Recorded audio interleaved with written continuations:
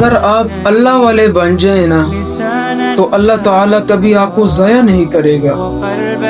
اللہ تعالیٰ اپنے بندوں سے بہت محبت کرتا ہے، بہت محبت کرتا ہے وہ۔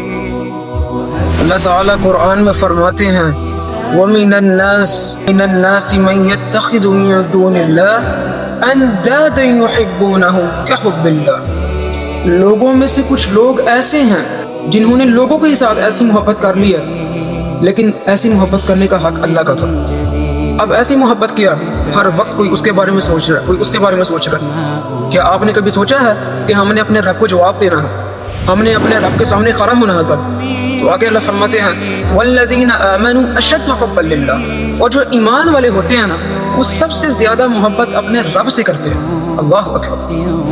لوگوں، وہ امتحان تو لیتا ہے، اللہ تعالیٰ امتحان تو لیتا ہے اپنے بندوں کا، لیکن کبھی ضائع نہیں کرتا۔ کبھی اللہ تعالیٰ اپنے دوستوں کو، اپنے ولیوں کو لوگوں کے سامنے جھکنے نہیں دیتا، لوگوں کا محتاج نہیں کرتا، لوگوں کے سامنے شرمندہ نہیں کرتا۔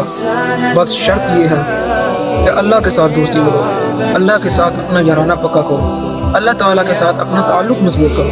اللہ تعالیٰ آپ کا ہم مناصر ہوگا انشاءاللہ۔ دنیا، یاد رکھیے میری بات، آپ جتنا اس دنیا کو دیں گے نا یہ اتنا کم آپ کو دے گی۔ اللہ تعالیٰ کو اس دنیا کی کوئی شے پسند نہیں ہے سوائے تمہارے نیک اعمال اور تمہارا یقین، تمہارا ٹرسٹ۔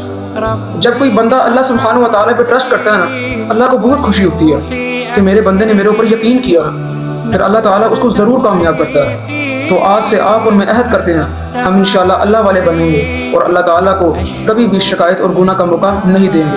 ہم انسان ہیں، کمزور ہیں، گناہ ہو جاتا ہے، لیکن اللہ سبحانہ و تعالیٰ فرماتے ہیں جو میرے بندے ہوتے ہیں گناہ کر بیٹھتے ہیں تو فوراً توبہ کرتے ہیں۔ تو اس لیے اللہ تعالیٰ سے دعا ہے اللہ تعالیٰ آپ کو اور مجھے صحیح دین سمجھنے کی توفیق عطا فرمائے۔ والسلام علیکم ورحمۃ اللہ وبرکاتہ۔